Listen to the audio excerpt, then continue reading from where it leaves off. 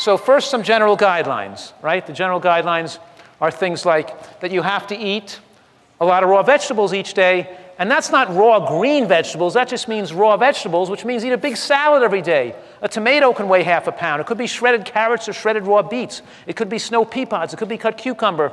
I want you to recognize, though, that I want you to have some raw cruciferous vegetable on that salad every day. That means if your salad is mostly lettuce and tomato, then put some red cabbage on top, or some watercress or arugula on top, or some sliced bok choy, or something that's cruciferous in that salad. Raw broccoli shreds, because that raw cruciferous is a very important part of the healing ability of your body to eat some raw cruciferous every day. So the raw vegetables include all those foods. And then you want to eat some cooked vegetables.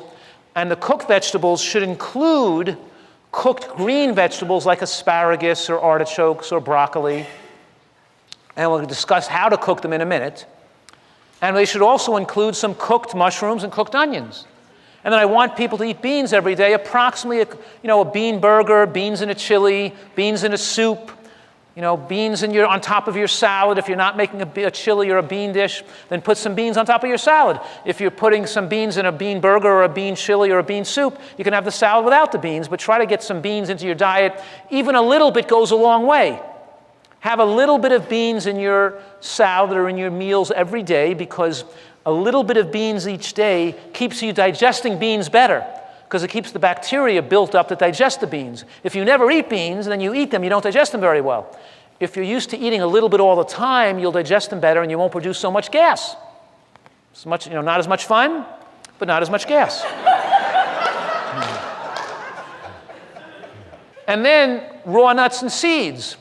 It says 1 to 4 ounces because some people need 3,000 calories a day. Some people do a lot of exercise. Some people are bigger guys and they need the extra calories. But I usually recommend even people that are less physically active or overweight, I still allow those people to have 1.5 to 2 ounces of nuts and seeds a day. So at least 1 ounce, but you could have up to 2 because it's about 175 calories an ounce. So if you had 2 ounces, that's still only 350 calories. And you can still be under 1,000 calories a day if you had 2 ounces of nuts and seeds still but you would have to eat less of some other food if you're eating more nuts and seeds.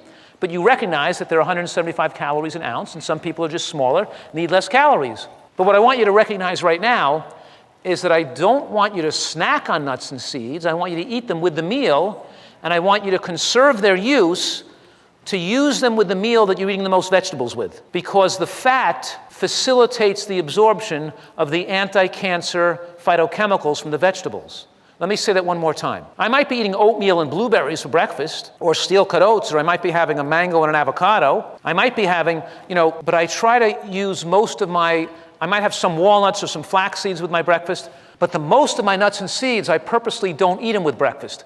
I reserve them for my use with lunch when I'm eating my salad and my vegetable bean soup and my vegetables, because I want to have the fat content in that meal to maximize the absorption of the anti-cancer nutrients in that lunch meal. Did you follow that? Sure did. You wouldn't want to snack on them because then you wouldn't have the calories left to eat with the vegetables to facilitate the absorption of the anti-cancer fat-soluble compounds. And then, of course, about a piece of fruit with each meal. Maybe have a piece of fruit for dessert. Maybe for dinner, sometimes I'll whip up a frozen banana with a couple of macadamia nuts or a few walnuts with some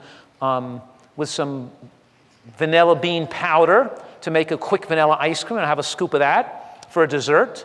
And that marks the end of eating for the day, so we'll clean the kitchen, clean your teeth, put the food away, and don't eat after 7 o'clock at night.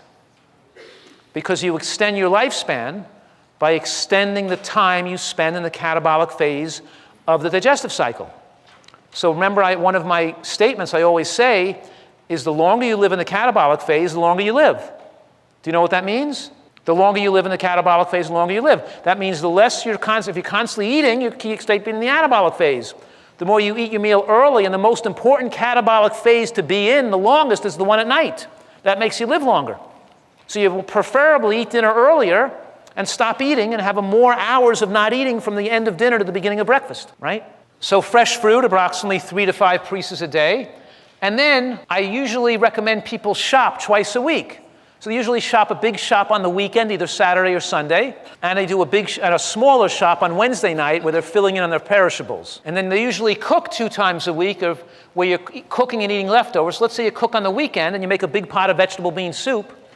And then that big pot of vegetable bean soup, which I made on Sunday, and I put in the top shelf of my refrigerator, is now cool by the following morning, and I can put it into like 10 different containers, and I have my lunch made for the whole week. Because my lunch is usually a big salad with a salad dressing I made on the weekend, with a bowl of soup and a piece of fruit. And then on Wednesday, I make a different salad dressing. I just throw it with the same soup I'm eating on Wednesday, Thursday, and Friday, or Friday and Saturday, I have no soup left, and I don't make soup on Friday and Saturday. But I usually every weekend make a big soup with beans in it, or split peas, or lentils. Or it could be a lentil cabbage, sweet and sour lentil cabbage soup with lentils and cabbage and prunes and onion and mushrooms, something like that. And maybe I'll put a little vinegar in it or a little lemon in it to get a sweet and sour flavor. And I'm going to go over some of those recipes. And then on the nights you're not cooking, the nights that you're eating leftovers, you can exercise more, right? You can do more, do something out of the house or so you don't want to be having to cook every night. And then one night you just eat leftovers or eat things that you prepared or get some, takeout Chinese wok vegetables or something, with no sauce or with no rice or something. But anyway, the point is that this is doable and you don't have to be cooking every night of the week is my point.